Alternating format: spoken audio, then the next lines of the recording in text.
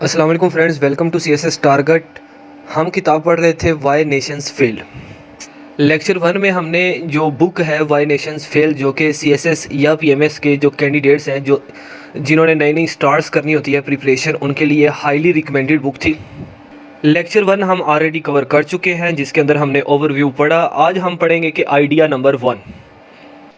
Idea number 1 में यह है कि कोई भी कंट्री जो है उसकी जो वेल्थ है या पुअर्टी है वो उसकी जियोग्राफी, कल्चर या नॉलेज पे बेस नहीं करती। क्या मतलब ये कि भाई कोई कंट्री गरीब है या अमीर है, ये इस चीज़ पे डिपेंड नहीं करता कि उसकी जियोग्राफी कैसी है, कल्चर कैसा है, नॉलेज कैसा है। ये किस चीज़ पे डिपेंड करता है जी? इंस्टीट्यूशन पे डिपेंड करता है, जो कि हमने ओवरव्यू में पढ़ा था। आइडिया नंबर 1 में सिर्फ हम ये देखेंगे, बाय एग्जांपल्स देखेंगे। अब मैं आपको एग्जांपल देता हूँ। मैंने एक क्लेम किया कि भाई डिपेंड नहीं करता, ये मेरा क्लेम था। अब मैं आर्गूमेंट दे के इस पर दलील दूंगा, रेफरेंस दूंगा कि भाई वाकया ही नहीं करता। सबसे पहले एग्जांपल देखते हैं कि मेक्सिको और यूनाइटेड स्टेट्स, यानी कि अमेरिका और मेक्सिको के जो बॉर्डर है, उनके बॉर्डर पे एक टाउन है। उस टाउन का नाम है जी नोगेल्स। वो जो नोगेल्स है हाफ अमेरिका के अंदर है और हाफ मेक्सिको के अंदर है। अगर एरिज़ोना की बात की जाए, यानी कि जो नोगेल्स का हिस्सा एरिज़ोना के अंदर है, अगर उनकी लाइफ देखी जाए, उनकी लाइफ का स्टैंडर्ड देखा जाए तो बहुत अच्छा है। ठीक है, वहाँ पे इनकम भी ज़्यादा है, उनका लाइफ स्टैंडर्ड, लिविंग स्टैंडर्ड बहुत अच्छा है।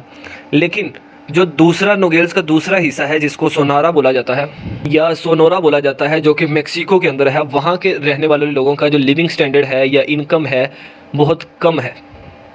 तो इससे हमारा पहला पॉइंट साबित हो गया, प्रूव हो गया कि कोई भी कंट्री अमीर या गरीब हो, उसकी जियोग्राफी पे डिपेंड नहीं करता, उसके कल्चर पे डिपेंड नहीं करता, उसके नॉलेज पे डिपेंड नहीं करता। क्यों नहीं करता? क्योंकि एक हमने ऐसा टाउन देखा जो कि नोगेल्स है, जिसका हाफ हिस्सा अमेरिका के अंदर है, हाफ हिस्सा मेक्सिको के अंदर है। अगर जियोग्राफी डिपेंड करती होती, ठीक है, तो भाई जो हिस्सा अमेरिका के अंदर है और जो हिस्सा मेक्सिको के अंदर है, हिस्से का नाम तो एक ही है, लोकेशन तो एक ही है, दोनों के पास नॉलेज तो एक ही है, दोनों का कल्चर भी सेम है, उनके क्लोथीज भी सेम है, उनके बोलने का तरीका भी सेम है। लेकिन जो हिस्सा अमेरिका के अंदर है वो बेहतर है और जो हिस्सा मेक्सिको के अंदर है वो बेहतर नहीं है। ठीक है, तो जियोग्राफी डिपेंड नहीं करती, कल्चर मैटर नहीं करता, नॉलेज मैटर नहीं करता। ठीक है, अब मैं आपको मैप भी दिखा देता हूँ कि मैप से समझा देता हूँ कि ऐसा कैसे पॉसिबल है। देखें, जो ऊपर वाला हिस्सा है, जो लाइन नज़र आ रही है दरमियान में आपको, ऊपर वाला हिस्सा नोगेल्स, जिसको ग्रीन सर्कल किया हुआ है, ये अमेरिका का, और जो नीचे वाला ये मेक्सिको का नोगेल्स है। ठीक है, तो देखें दोनों की लोकेशन, दोनों का जियोग्राफी, कल्चर, नॉलेज सब कुछ सेम है।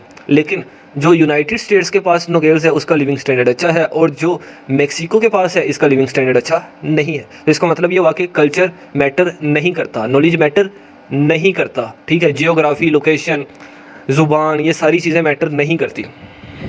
देखें, आइडिया नंबर 1 ही हमारा कंटिन्यू है।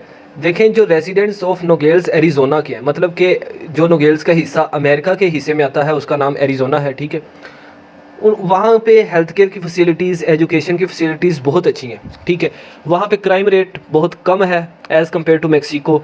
और दूसरा ये कि दोनों सिर्फ एक बॉर्डर के दूसरी तरफ, अगर इधर मेक्सिको के पास जो है नोगेल्स, अगर वहाँ पे किसी बंदे की सैलरी 10 रुपये है, तो जो अमेरिका के हिस्से में है नोगेल्स, वहाँ की सैलरी 30 रुपये है। ठीक है, इसका मतलब ये हुआ कि जो अमेरिका के हिस्से में नोगेल्स है, उस वहाँ पे रहने वाले लोगों की जो सैलरी है वो 3 टाइम्स है एज़ कम्पेयर टू मेक्सिको नोगेल्स। अब सवाल ये पैदा होता है भैया कि जब जियोग्राफी मैटर नहीं करती, जब कल्चर मैटर नहीं करता, जब नॉलेज मैटर नहीं करता, तो ऐसी कौन सी चीज़ है जो मैटर करती है जिसकी वजह से अमेरिका के पास जो हिस्सा है नोगेल्स का, वहाँ पे रहने वाले लोगों का living standard, income, health care, education facilities अच्छी हैं, और ऐसा कौन सा सिस्टम जो मेक्सिको ने फॉलो किया हुआ है जिसकी वजह से इनकी हेल्थ फैसिलिटीज़, एजुकेशन लो है? तो एक थ्योरी है जिसका नाम है जी जियोग्राफी हाइपोथेसिस थ्योरी। ठीक है, इस थ्योरी के मुताबिक ये है कि जियोग्राफी मैटर करती है। अब सवाल ये है कि जियोग्राफी हाइपोथेसिस थ्योरी यहाँ पे फेल क्यों है? तो हमने ये क्लेम करके जो हाइपोथेसिस जियोग्राफी की थ्योरी है, हमने उसको रिजेक्ट कर दिया कि भाई आपकी थ्योरी मैटर नहीं करती। हमने बाय एग्जांपल, बाय मैप समझा दिया कि ऐसा पॉसिबल नहीं है। आपको आइडिया नंबर 1 समझ आ रहा होगा कि आइडिया नंबर 1 में मैंने क्या क्लेम किया है। अब हमने एक थ्योरी को रिजेक्ट कर दिया, वो थी जियोग्राफी हाइपोथेसिस। अब एक और थ्योरी है जो फ्रेंच का एक फिलोसफर है मोंटेस्क्यू, आपने पॉलिटिकल साइंस में पढ़ा होगा। ठीक है, वो कहता है कि जियोग्राफी मैटर करती है। ये कहता है कि ऐसे इलाके जहाँ पे गर्मियाँ हो, जहाँ का टेम्परेचर ज़्यादा हो, वहाँ के लोग क्या होते हैं जी, लेज़ी होते हैं। और जहाँ पे टेम्परेचर मॉडरेट हो, अच्छा हो, ठीक है, वहाँ के लोग हार्ड वर्किंग होते हैं। अब जो फ्रेंच का फ़िलोसफ़र है मोंटेस्क्यू, इसका जो आइडिया है हम इसको रिजेक्ट करेंगे, ठीक है। हम यहाँ पे अगेन वही एग्जांपल देंगे नोगेल्स की कि भाई दोनों का टेम्परेचर तो सेम है, ठीक है। अगर आप टेम्परेचर की बात करते हो तो अगर वहाँ पे गर्मी हो तो दूसरे में भी गर्मी होती है, अगर एक में सर्दी हो तो दूसरे में भी सर्दी होती है। लेकिन इसके बावजूद भी जो अमेरिका के रहने वाले लोग हैं वो हार्ड वर्किंग है और जो मेक्सिको के हैं वो हार्ड वर्किंग नहीं है, टेम्परेचर तो सेम है। तो भाई आपकी थ्योरी यहाँ पे क्या हो जाती है, रिजेक्ट हो जाती है। इसके अलावा नोगेल्स के अलावा और भी एग्जांपल्स हैं, जैसे कि साउथ कोरिया और नॉर्थ कोरिया है, इसके अलावा ईस्ट और वेस्ट जर्मनी है, इसके अलावा मलेशिया और सिंगापुर है, ठीक है। ये भी एग्जांपल्स इसी में आती हैं। इनकी डिटेल में हम विद मैप नेक्स्ट स्लाइड्स में देखेंगे। एक जर्मन सोशियोलॉजिस्ट है जिसका नाम है जी मैक्स वेबर, ठीक है। इसने एक थ्योरी दी थी, उसकी थ्योरी का नाम है जी कल्चरल हाइपोथेसिस। वो कहता है कि जो वेस्टर्न यूरोप है ना, यहाँ पे इंडस्ट्रियलाइजेशन का जो रेट है वो हाई है, मतलब कि यहाँ पे इंडस्ट्री ज़्यादा है। कहता है जी in contrast to the rest of the world, बाकी दुनिया की निस्बत, कहता है सारी दुनिया की इंडस्ट्री एक तरफ और जो वेस्ट यूरोप की इंडस्ट्री है वो एक तरफ, ठीक है। उसका जो रेट है वो हाई है, उसकी जो प्रोडक्ट्स हैं वो अच्छी हैं। और वो साथ कहते हैं कि वहाँ के लोग जो रहने वाले हैं ना वो मेहनती हैं, ठीक है। वहाँ के लोग मेहनती हैं, वहाँ का कल्चर अच्छा है, ठीक है। कल्चर अच्छा होने की वजह से उनकी जो इंडस्ट्री रेट है वो अच्छा है। अब हम इसकी थ्योरी को रिजेक्ट करने जा रहे हैं। भाई एक कोरिया है और एक पेनिनसुला है, ठीक है।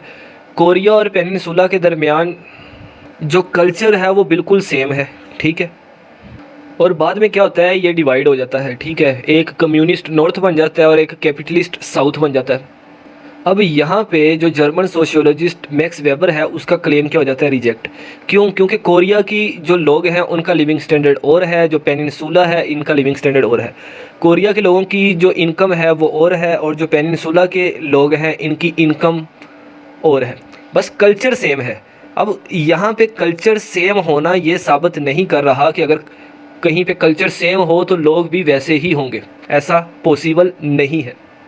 इन सिंपल वर्ड्स के कल्चर मैटर नहीं करता। अगर कल्चर मैटर करता होता तो कोरिया और पेनिनसुला का कल्चर भाई एक है, तो दोनों का इनकम, दोनों का लिविंग स्टैंडर्ड, दोनों का एजुकेशन, दोनों की हेल्थ केयर फैसिलिटीज़। एक और थ्योरी है, उस थ्योरी का नाम है जी इग्नोरेंस हाइपोथेसिस। इस थ्योरी ये कहती है कि अगर किसी के पास नॉलेज ना हो तो वो पॉवर्टी का सबब बनता है, ठीक है।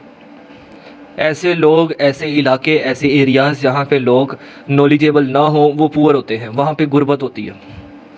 तो इसकी काउंटर एग्जांपल क्या है जी, जैसे कि अफ्रीका है, वहाँ पे अफ्रीका के लोग पढ़े लिखे नहीं हैं, ठीक है।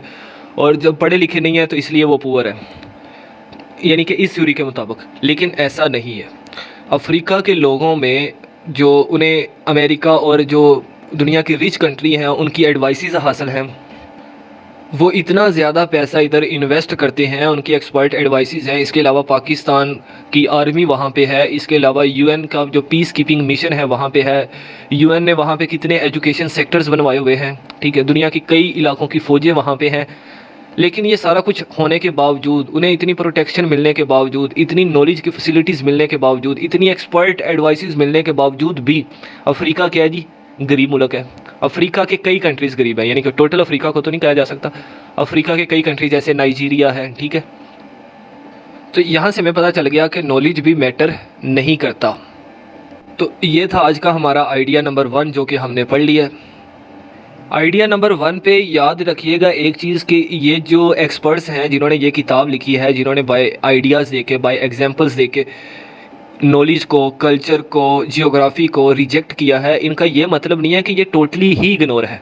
ये बात याद रखिएगा। बस वो ये कहना चाह रहे हैं कि असल वजह ये नहीं है। कोई कंट्री गरीब है तो असल वजह वहाँ पे नॉलेज का ना होना नहीं है, वहाँ की जियोग्राफी नहीं है, वहाँ पे कल्चर नहीं है। मैंने आपको आइडिया नंबर 1 में एक क्लेम किया कि भाई जियोग्राफी, नॉलेज और कल्चर मैटर नहीं करता किसी कंट्री के गरीब या अमीर होने में। मैंने आपको विद एग्जांपल्स बताया कि कल्चर मैटर नहीं करता, कल्चर की भी एग्जांपल्स दी, और जो थ्योरीज इस पे थी कि कल्चर मैटर करता है उसको हमने रिजेक्ट किया। इसके बाद मैंने आपको नॉलेज की एग्जांपल्स दी कि भाई नॉलेज मैटर करता है, जो थ्योरीज थी उनको रिजेक्ट किया और बताया कि नॉलेज मैटर नहीं करता, यानी कि टोटल मैटर नहीं करता, ठीक है। इसके बाद एक थ्योरी थी जियोग्राफी की जिसमें हमने नोगेल्स की एग्जांपल ली जो कि मैक्सिको और अमेरिका के दरमियान है। वहाँ पे हमने प्रूव किया कि भाई जियोग्राफी भी मैटर नहीं करती। तो with theories, rejections, with claim, with arguments, with map मैंने आपको प्रूव कर दिया कि ये चीज़ें मैटर नहीं करती। यहाँ पे हमारा आइडिया नंबर 1 कंक्लूड होता है। उम्मीद है आपको समझ आया होगा। अगर आपने इससे पहले वाला लेक्चर नहीं देखा तो इस लेक्चर को समझने में थोड़ी सी मुश्किल हो सकती है। इस लेक्चर को देखने से पहले आप क्या करेंगे, लेक्चर नंबर 1 देखें, ये लेक्चर नंबर 2 है। इसके बाद हम मज़ीद 9 आइडियाज़ और पढ़ेंगे जिसमें क्लेम करेंगे और विद एग्जांपल्स प्रूव करेंगे कि ये चीज़ें इस तरह नहीं इस तरह होती हैं, और एट द एंड हम इसकी समरी पढ़ेंगे। मिलते हैं नेक्स्ट लेक्चर में, तब तक के लिए अल्लाह हाफिज़।